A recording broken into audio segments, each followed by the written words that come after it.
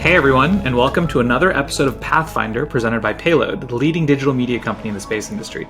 I'm your host, Mo Islam, and today we welcome Major General retired Kim Crider and Eddie Papczun onto the show. Kim is a retired U.S. Air Force Major General who most recently was the Chief Technology Innovation Officer for the Space Force. We'll unpack that in just a little bit. Her and I go a little ways back when I had the pleasure of moderating a panel she was on at South by Southwest a couple years ago, and since then has become an amazing friend, so very excited to have her. Eddie is a new friend who most recently was a defense strategist for the Air and Space Forces Association. Now, the exciting news today is that they are both going to announce here on the show a new business venture that they've founded. And I hate to tease, before we get into it, a quick word from our sponsor, SpiderOak. SpiderOak's Orbit Secure software is designed for hybrid space operators struggling to manage the chaos of securing data flow and access to and from tens of thousands of small satellites in low Earth orbit. Using a unique combination of end-to-end zero-trust encryption and blockchain distributed ledger, Orbit Secure allows your mission to orchestrate and secure Earth-to-orbit, orbit-to-Earth transmission, communication, and storage of sensitive data across even the most complex and unsecure hybrid space environments. To learn how Orbit Secure can bring zero-trust security and resiliency to your zero-gravity environments, check out SpiderOak at www.spideroak.com. So, Kim, Eddie, thank you very much to both of you for joining me today. Thanks, Mo. Oh, thanks for having us. Absolutely. So, I want to hear the big news. After such storied careers, most folks would unfold the beach chair and go read some sci-fi novels. But you two are starting a brand new business. So what is it and why? Mo, we've gotten an opportunity, Kim and I, to work together over the last couple of years on some national security space problem sets. And it led to us to see that there's a void in the marketplace with regard to space consultancy on a major level. There's a lot of, let's call them satellites, for lack of a better word, 1099s out there that support some of the big consultancies within the U.S., but there's no one-stop shop for all things space. And Kim and I started kind of thinking about this and talking through it, and we said, hey, there's an opportunity here. We should fill that void, and that's what we've tried to do with a company that we're calling Elara Nova, which is the space consultancy. And how long have you guys known each other, just to give everyone a sense? There's a great story, because my wife serves in the Space Force still as a lieutenant general. And I saw Kim in an airport, I think it was O'Hare, and she was in uniform. And there's not that many, and this was back when my wife was still in the Air Force. There's not that many Air Force female generals. So I'm like, Kim must know my wife. So I walked up to her. She was on the phone. I waited for her to get off. So I tried not to look like I was just kind of, hanging around like a creepy guy. And she got a phone. I go, I think you must know my wife, Nina Armano. And Kim's like, oh my God, I know Nina. I love Nina. And that was the beginning of our friendship. But my wife, Nina, and Kim are BFFs. They're best friends. And so as a byproduct of my wife's friendship with Kim and me meeting Kim, we became good friends and started working together on different things that were space related. Yeah, that was probably the 2015 timeframe when I bumped into Eddie at an airport in Illinois. But I had known General Armano, Nina, for many years before that. I've been in and around the space community since probably 2010, and it's been amazing to watch how space has become so critical to our everyday lives and certainly foundational to our national security.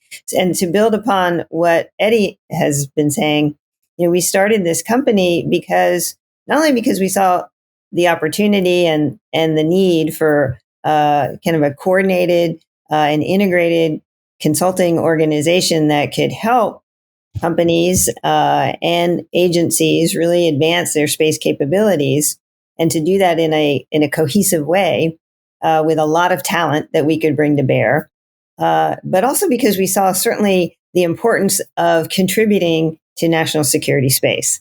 And we really believe in that, and we believe in the importance of international partners. There's a huge international component to what we want to do here, which we can talk about.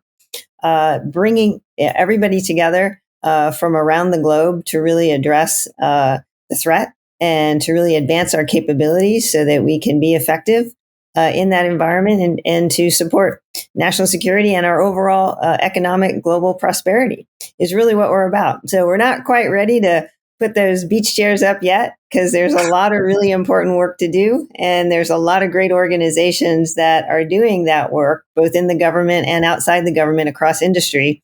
And we've seen such growth in the marketplace with new players coming into the market. So it's exciting, and we want to help advance that. Oh, that's great. So my first question, it's a very unique name, Elara Nova. Can you talk a little bit about where does that come from? Yeah, I'll take that one. So it really is a curious name, and we love it. It's a hybrid name. The name itself represents space and what we're really all about and what we're trying to do. Elara refers to a navigational instrument that sailors used to use to find and track the North Star, the Eye of Elara, right? So finding that North Star. And of course, Nova refers to the supernova, that burst of energy, that brilliance. So we see ourselves as that organization that's going to help, that company that's going to help organizations find and track their North Star and give them all that energy behind what they're trying to do to be successful. I love that. Now, I know it's not just the two of you. And I read ahead a little bit and noticed that you've assembled what effectively feels like the Avengers for the space industry. So tell me a little bit, who else is working on this with you, and how did you manage to get everyone wrangled to want to go and tackle this problem? One of the earliest people that we were talking to, who happens to be a dear friend, is John Haidt. So the former vice chairman of the Joint Chiefs, and John is very focused on enjoying his grandchildren, but he still wants to make a difference with regard to national security and the bigger international security aligned with U.S. interest argument and problem sets. And so we started talking to John, and then we started saying, well, gosh, it'd be great if John was an advisor to us, and then we could pull together some other expertise, some acquisition expertise, maybe. Some technical expertise. And we started building out, you're calling it the Avengers, but kind of a dream team. And it was a fascinating exercise in that how many people that we collectively knew that wanted to be a part of this. And so we just came back from the Space Symposium, and it was just an overwhelming kind of support for what we're doing at the highest levels of industry that are saying to us, this is needed. And we can't believe the amount of talent you've brought together under one umbrella. So some of the folks in particular that we can call out. So as Eddie mentioned, so General Haidt is a senior principal advisor to our team. General Les Lyles is also a senior principal advisor to our team, deep background in acquisition and space.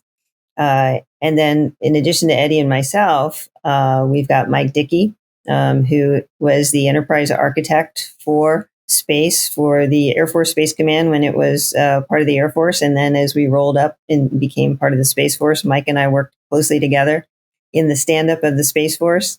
I became the Chief Technology Innovation Officer, and Mike was continued in his enterprise architect kind of role and had a very strong role in the stand-up of the Space Warfighting Analysis Center. He's also got a deep background in NRO and other space operations. Then also part of our team, we've got a variety of what we're calling senior partners, to include Roger Teague, Major General retired Roger Teague, spent some time at Boeing, has worked in industry for many years with a variety of different companies, has stood up companies in the space industry, and then was very deep in acquisition himself coming up over the years.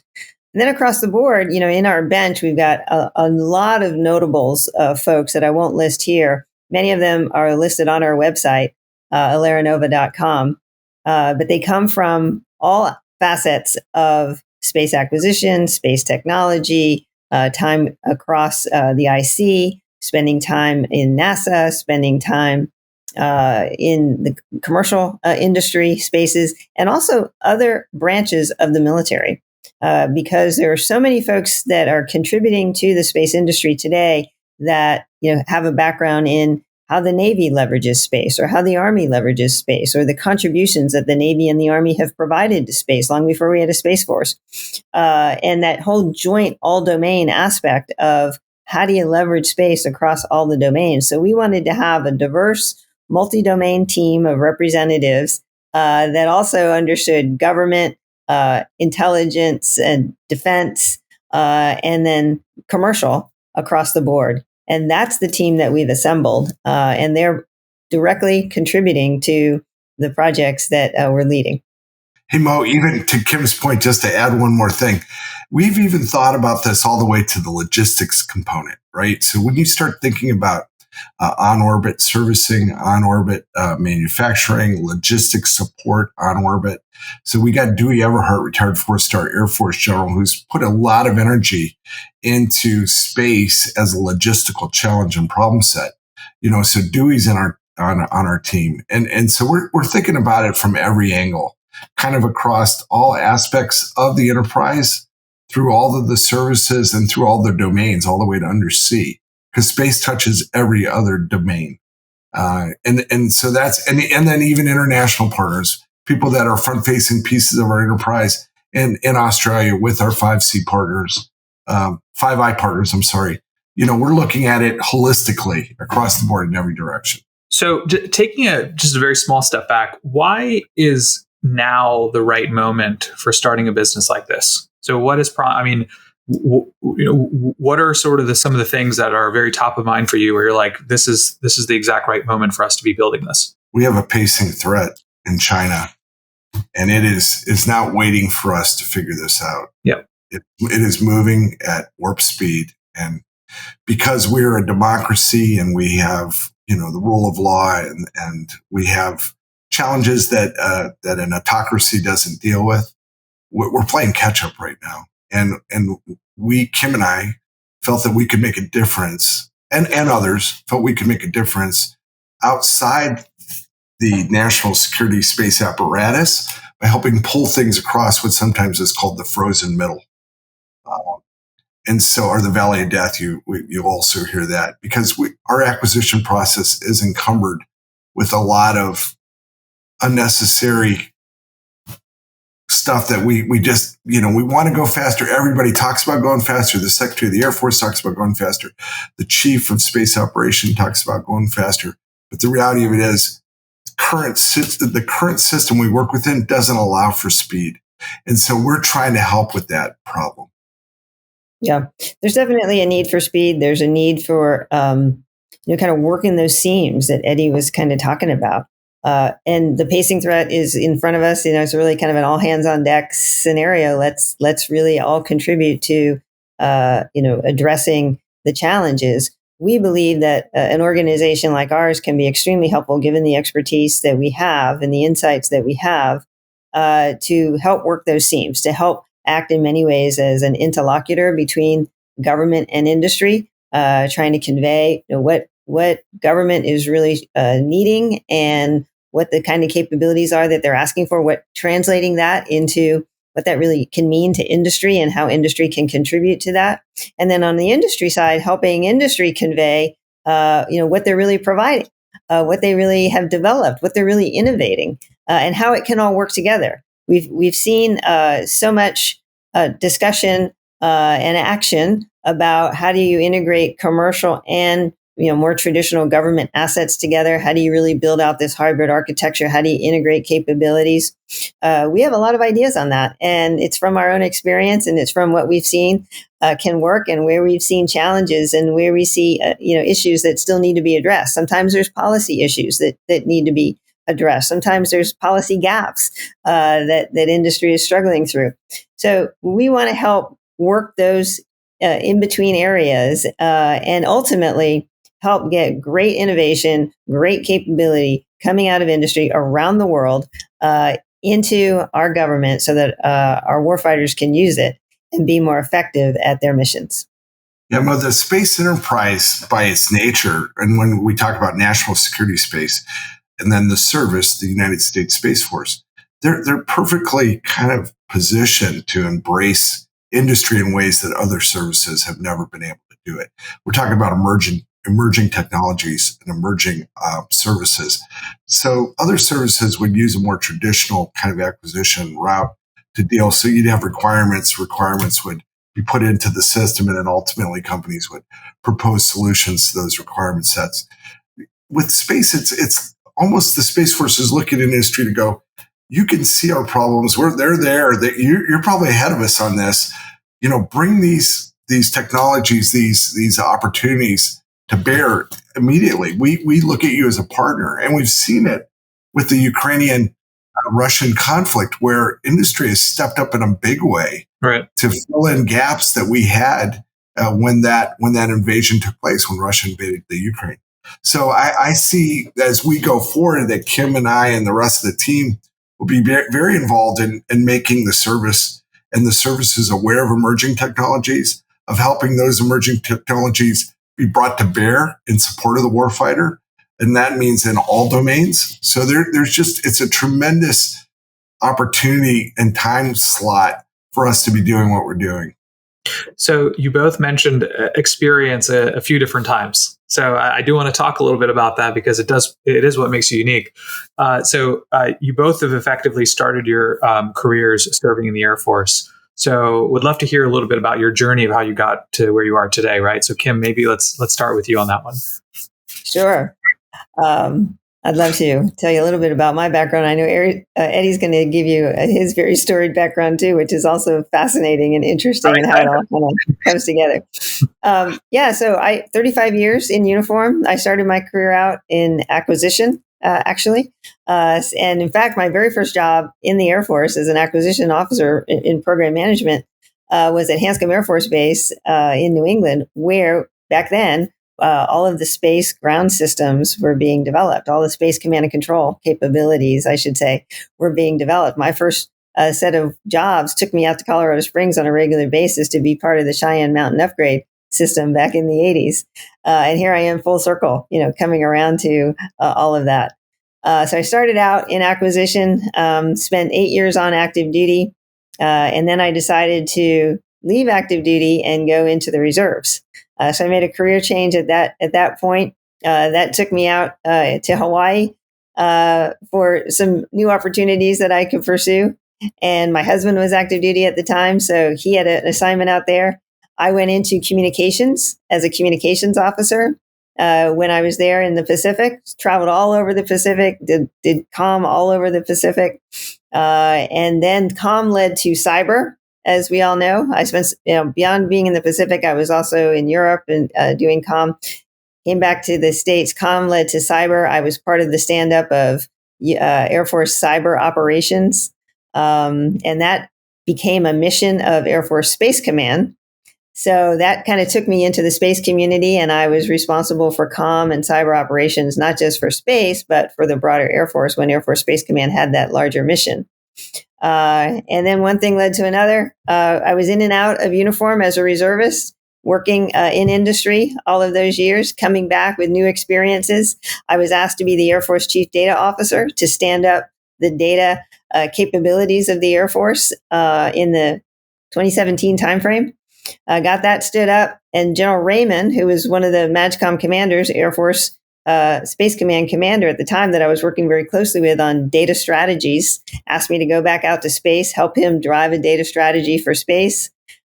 Took me back to Colorado, spent the next 3 years helping him get that started. One thing led to another again. We had the stand up of a Space Force. There I was helping that Space Force get stood up as one of the senior leaders there.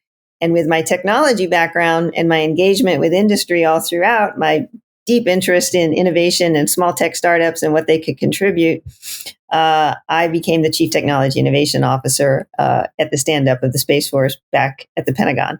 So that was kind of my career in a nutshell. It was such an exciting time, and so happy that I was able to contribute so much and now continue to do so.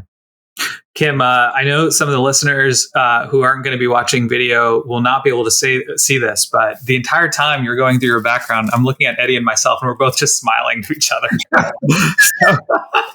It's just amazing. My version of this will only take a couple of seconds. I married very well. I'll just tell you, I married well, which led to how I ended up falling in love with space. I was when I joined the service in the mid 80s, I was part of the nuclear enterprise when we were still in the middle of a Cold War. And fortunately, that war ended. and we started to draw down our nuclear forces, which I was part of. And that led to me leaving the service in 1995 as an active duty member.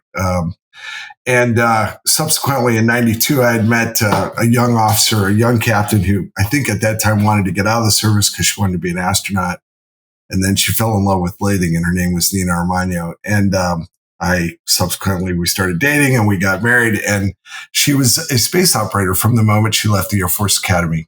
And so I found myself now talking about space on a daily basis with my partner. And I fell in love with the enterprise. I subsequently went and got a master's degree from GW in national security policy with a focus on space and national security. And I just became absolutely fascinated by everything about it.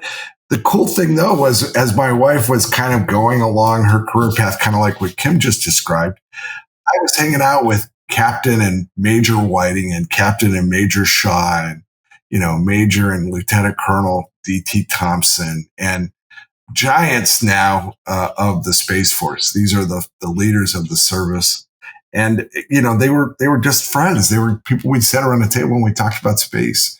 And I got an opportunity to do some stuff with regard to the Air and Space Force Association in support of integrating space within the nonprofit. They had been a 75-year-old air organization, and suddenly there was an Air and Space Forces within the Department of the Air Force, and got to bring in some expertise that had worked for my wife in support of the mission there. And then Kim and I just started, doing our thing for different entities, but we were kind of coming back and talking about this stuff. And so my love of space and my passion for what we're doing really was almost an organic kind of experience that came out of the fact that I married Nina. And I didn't foresee that when I was a ICBM launch officer, that one day I'd be, in love with all things national security space. But for whatever reason it took, and I love it, and I love being a part of it. And I had a background as an entrepreneur, so I knew what it was to start a business. I started 2 of them successfully. And so I felt when, Kim and I started these conversations that I knew what it would take to get this business up and running. Because I'd lived it. And so I brought that expertise to the equation as well. Kim, I want to jump back to you for just a quick second. Chief Technology Innovation Officer for the Space Force. What does that mean? Yeah. It's really interesting, Mo. This is the first and only Chief Technology Innovation Officer position in the DoD. CTIO doesn't exist anywhere else in the DoD, and it was specifically built in the Space Force for a reason. Space Force is the smallest service, roughly 16,000 members of the Space Force. That's military and civilian. It's about a fourth the size of the Coast Guard, right? Very small service.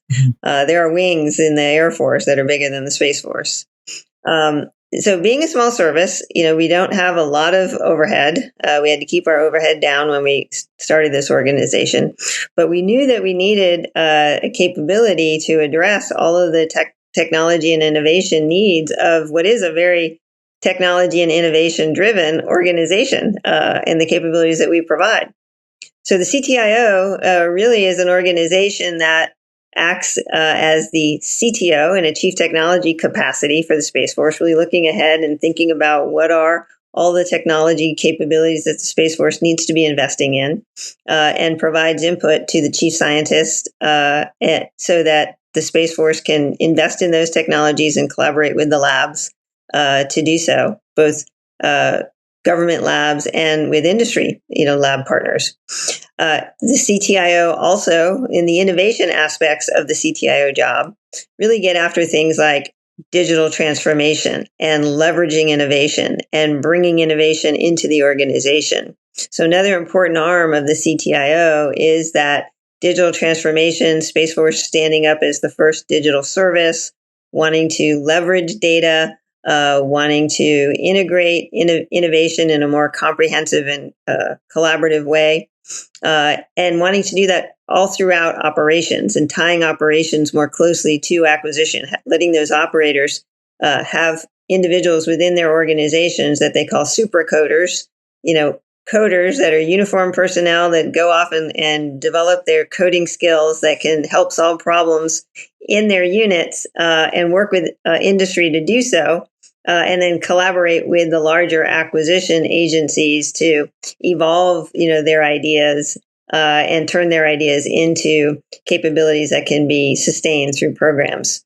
So Chief Innovation Office of the CTIO is really kind of focused on digital transformation and leveraging innovation in a more coordinated and comprehensive way. With all of that, of course, comes many of the responsibilities that you might see in a CIO. Space Force falls underneath the Department of the Air Force and really gets its enterprise IT services, if you will, enterprise network services today from the CIO at the department level. That's Lauren Knausenberger. But within the Space Force, there's a need to be able to articulate what those Space Force needs are from an infrastructure and an IT and a security perspective, and to collaborate at the department level on making sure that those services can be provided, or that the Space Force can provide some of those capabilities for itself. So acting as that CIO function. And then, of course, there's also a CDO, Chief Data Office function, there as well, that's built out from some of that early data strategy work that I started way back in the 2018 timeframe. So CIO, CDO, CTO, and Chief Innovation all under one hat. And then finally, analysis. There's a Chief Analysis Office within the CTIO that really acts as, applying models and applying algorithms and analytics to data to help derive insights across the staff for the Space Force. So all of those things are combined up under one hat, CTIO. Now that office is led by Dr. Costa, and she's just doing a phenomenal job at driving that organization forward. So, let me ask one question that might directly tie into the types of conversations that you guys both are having with your potential clients. Given the focus around an office like the CTIO within the Space Force, how important is data, or should data be, to a company's space strategy? Right, companies, especially businesses that are both attacking the commercial segment and the government segment of the market. Well, it's absolutely critical. I mean, we often say in the Space Force, we've said it for a long time, that everything that we know about space, we know because of the data that we receive through the consoles that tell us what's going on in space and that help us understand how all of our operations are working on the ground. So data is at the core of everything that we know and everything that we're able to do into and from space is fundamentally driven by data. So data is critical. And of course, the space services that are provided to warfighters and to agencies on the ground are all data-driven services, satellite communications, GPS, ISR, for the purposes of supporting missile warning, missile tracking, and other critical missions for national security space. These are all data-driven kinds of services. So data is critical. The ability to analyze that data is critical. So our industry partners are bringing, it through their satellite systems and their launch services, they're bringing the ability to leverage that data, get those systems up into space that can produce data, that can integrate data, that can process data, that can push data back down to the ground through the sensors and the different communications and other applications that are provided. And so our industry partners are fundamentally driving a lot of that. And in addition, we see industry partners more and more, especially some of the innovative startup companies, coming in and figuring out new ways and innovative ways to sense the environment, or to understand the cyber challenges in the environment and identify anomalies and do the analysis and analytics, or provide autonomy associated with space, or to support new ways to integrate data on the ground through ground services with new software and new innovative ways to develop and deliver that software, test our capabilities. All of those things are data-driven. So it's fundamental to everything we do. And again, fundamental to the entire technology thread of the Space Force. Yeah, I bet a third of our conversations at Space Symposium had a data component to them, Mo, to give you an idea. And trying to get real time. You're taking the data. The companies now are using supercomputers to be able to process the data, to move it way faster than we've ever seen in the past. And it's just, it is a massive growth area for space.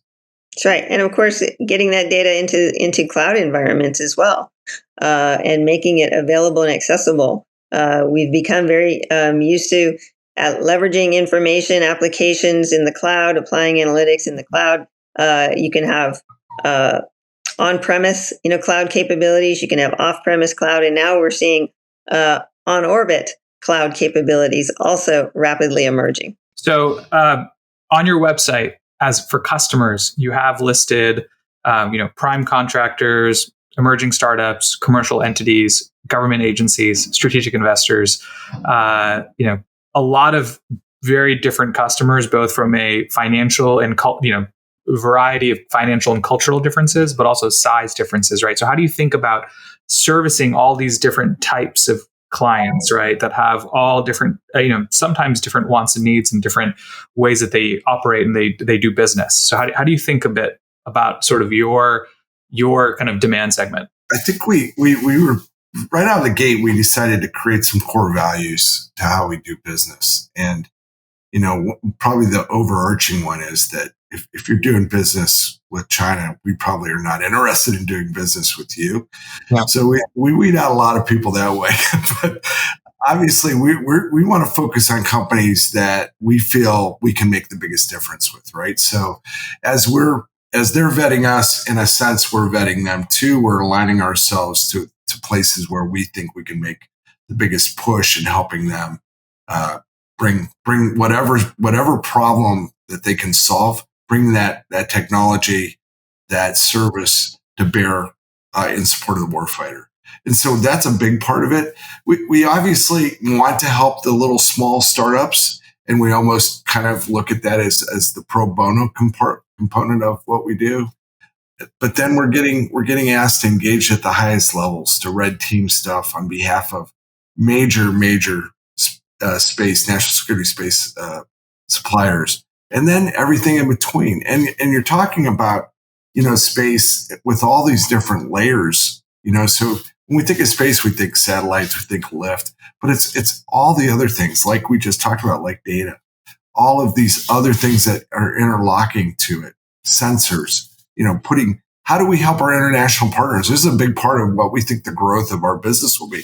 How do we help our international partners that are looking to the United States to understand and asking, help us stand up our own sovereign space capabilities in support of U.S. space principles and ways of doing things? They want to align themselves to us. The Space Force doesn't have enough bandwidth to actually help them with this.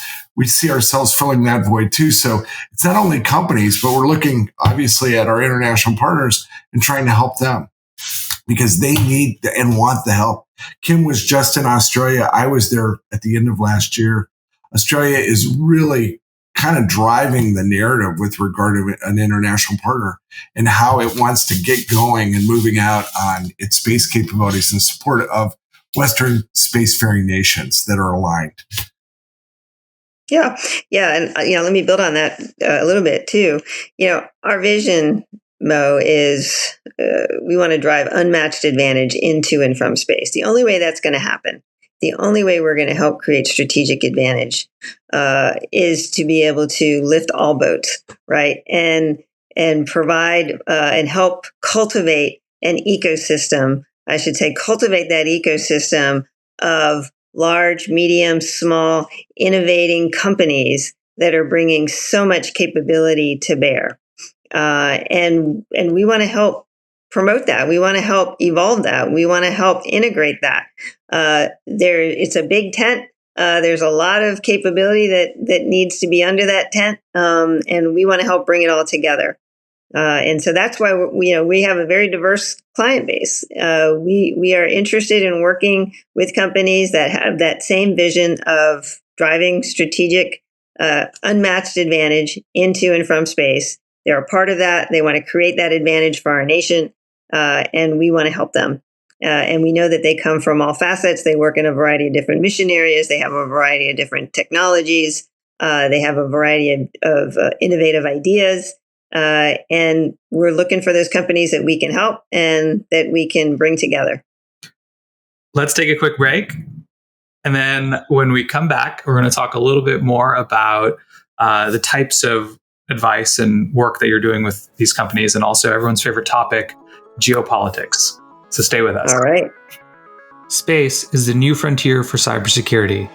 To quote the commander of the U.S. Space Force's Operations Command, cyber threats are unfortunately the soft underbelly of our global space networks. SpiderOak, the leader in space cybersecurity software, is dedicated to providing space operators with the solutions they need to protect hybrid space systems. Their Orbit Secure software uses a unique combination of end-to-end zero-trust encryption and blockchain distributed ledger, allowing missions to orchestrate and secure Earth-to-orbit, orbit-to-Earth transmission, communication, and storage of sensitive data across even the most complex and unsecure LEO and hybrid space systems. To learn how Orbit Secure can bring zero-trust security and resiliency to your zero-gravity environments, check out SpiderOak at www.spideroak.com. Okay, Eddie, Kim, welcome back. So I want to pose a very simple hypothetical, just to get into a topic I'm very curious about. So I'm a startup. I've been doing business maybe for 2 months, very, very early on. I'm really just kind of thinking through my technology right now. And I'm keeping this vague and generic for a reason. And I've, approached you guys and asked a very simple question, which is, who do I begin with if I had to choose, the government customer or the commercial customer? How do you think about that question? Yeah. You want to go first?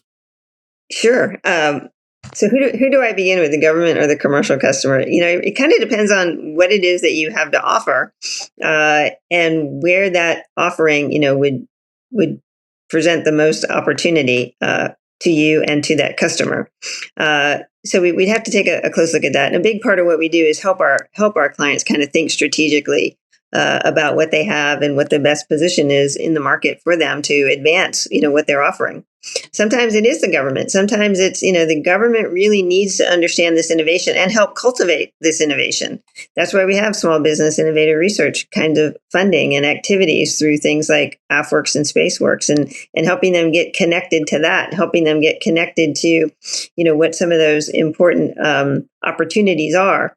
And we've got lots of ways to help companies do that. Sometimes it's helping them, raise capital so that they can continue to evolve themselves and then further mature their capabilities to make themselves more viable for those kinds of opportunities and to continue to scale capabilities that they've already presented to the government, but they want to grow.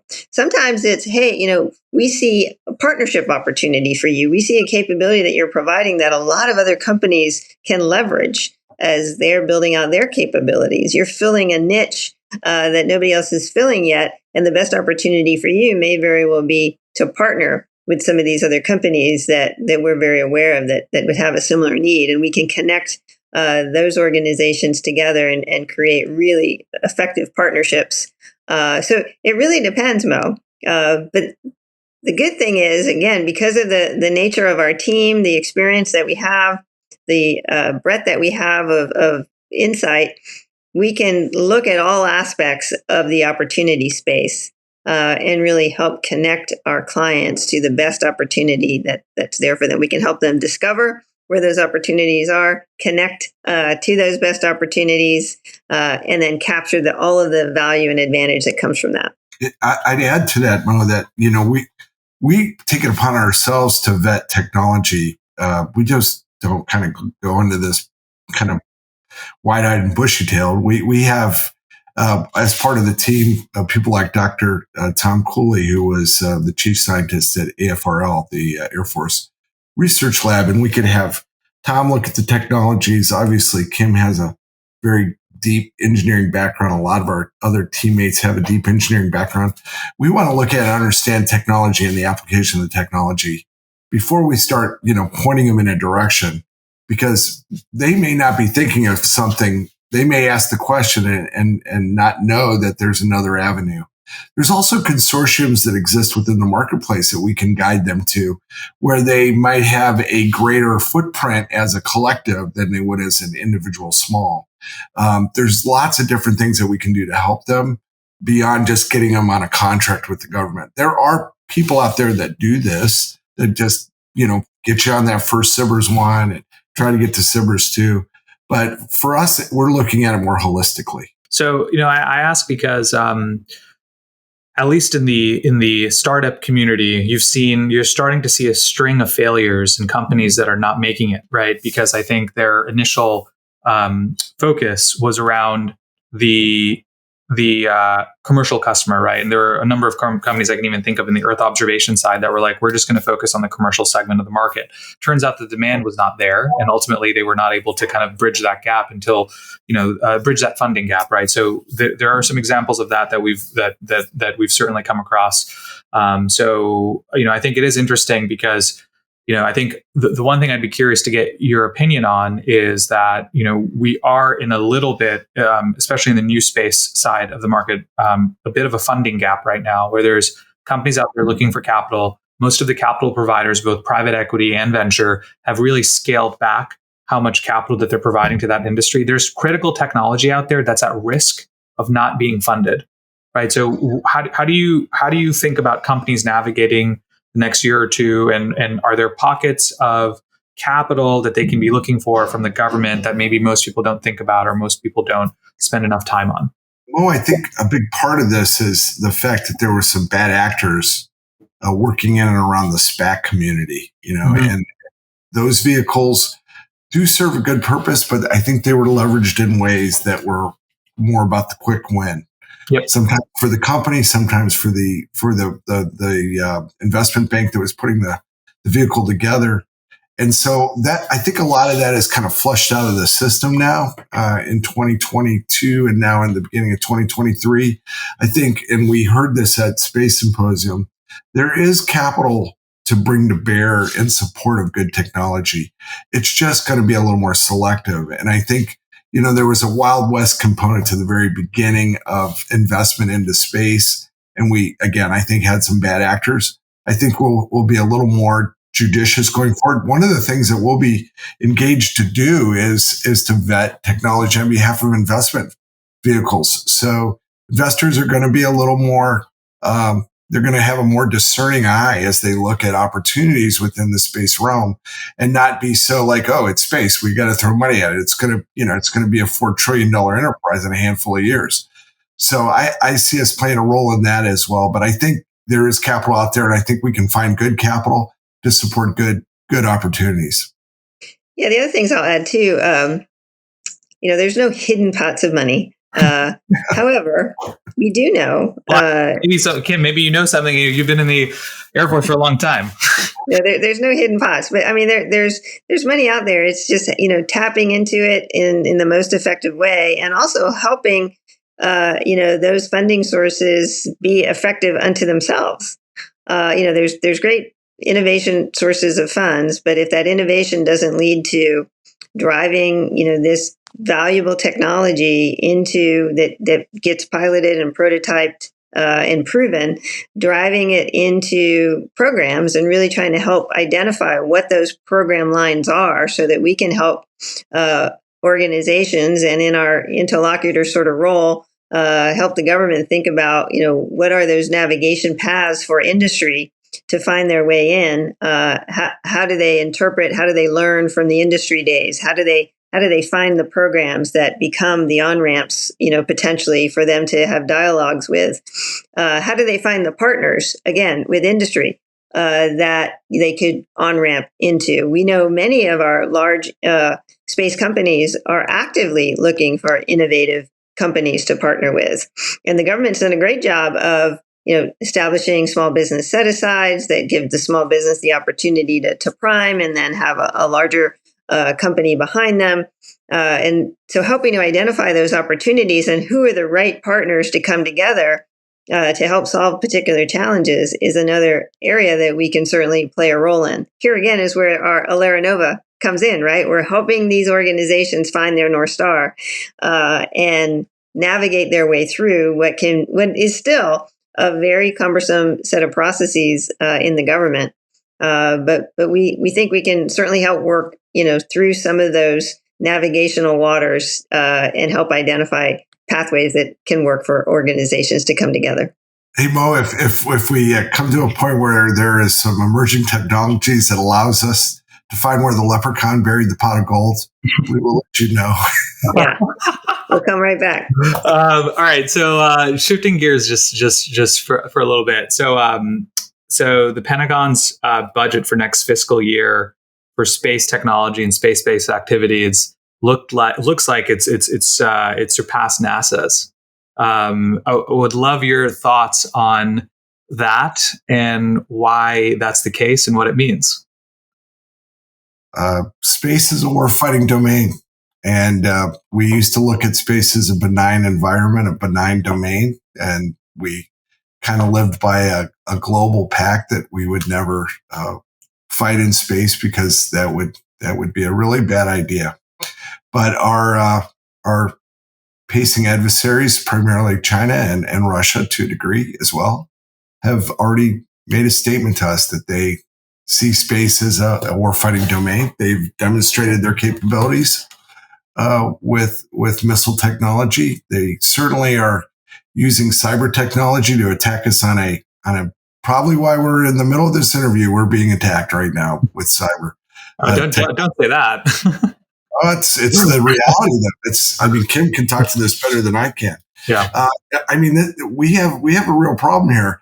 The way we live our lives, we take for granted, but space is a part of every person's life in this country in some way, shape, or form. Everything from banking to, how we watch television to everything in between, to the safety that we don't have to worry about because we know that there's going to be a response to things. Those are comm satellites. All that constellation of satellites that supports our way of life is at risk today, right now. And that's why the budget has been increased to the level it has. Right.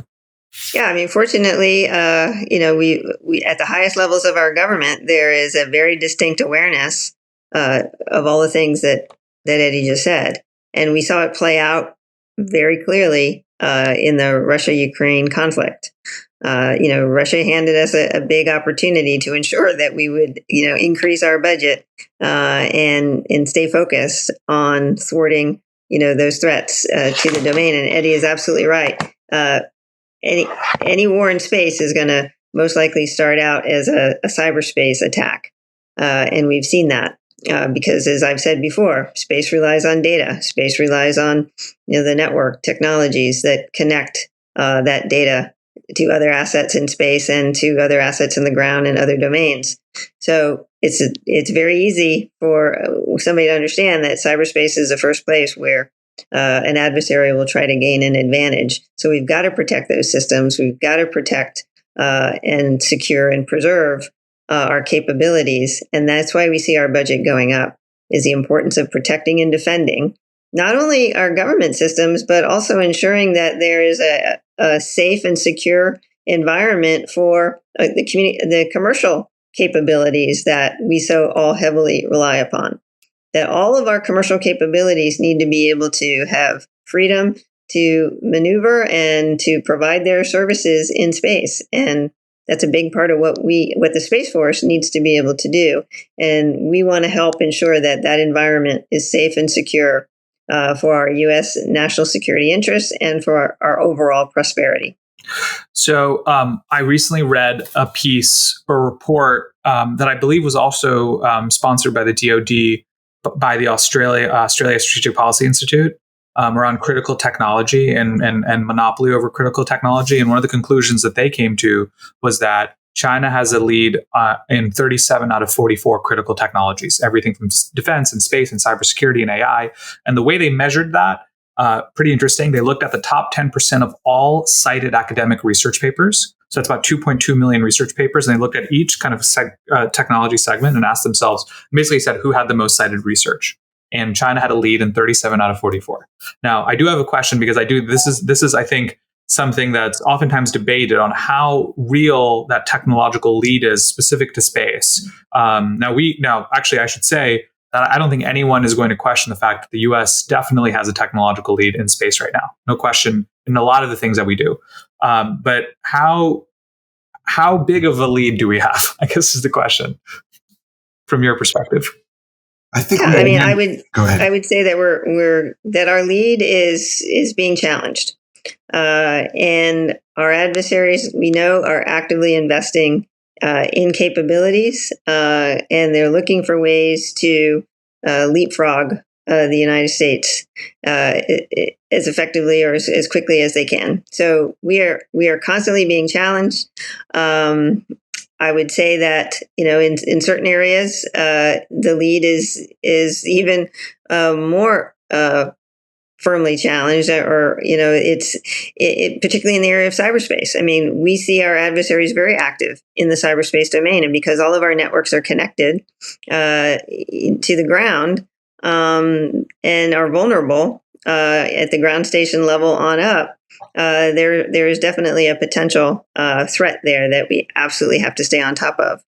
So we've got to maintain our lead in all of the areas and all the mission areas that the Space Force is working in, and that is going to require some continued investment. Now, the fact that China has more academic papers that have been cited, I don't know that really says much about how far advanced they are.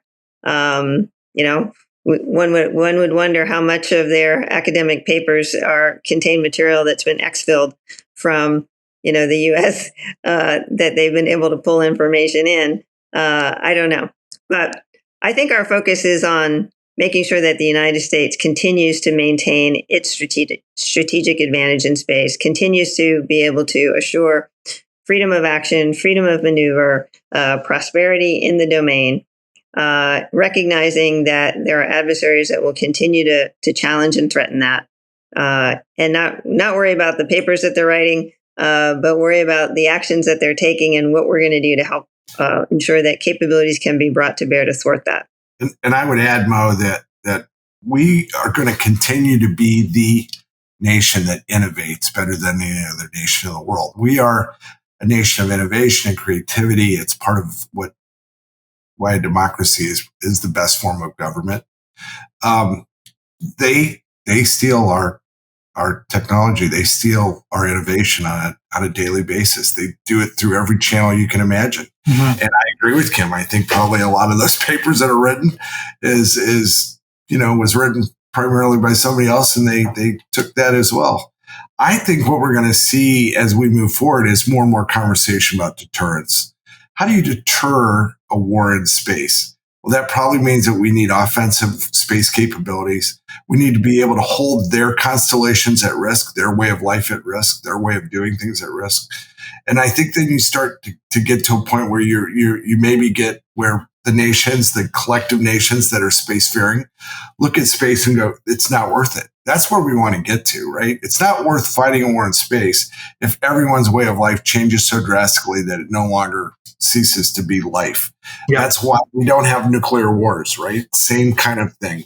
So I think deterrence is going to be a big part of the future conversation when we talk about geopolitical space and what it means to hold your adversary at risk.